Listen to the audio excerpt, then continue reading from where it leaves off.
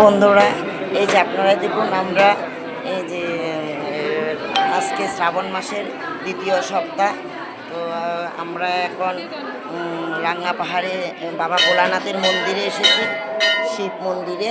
তাই আপনারা সকলে মিলে দেখুন, এই যে এত ভক্তরার যে আগমন, এত আনন্দ, এত সুন্দর দৃশ্য, কখনো ভাবিনি এখানে যে আসতে পারবো বলে। এই যে আপনারা দেখুন সকলে মিলে।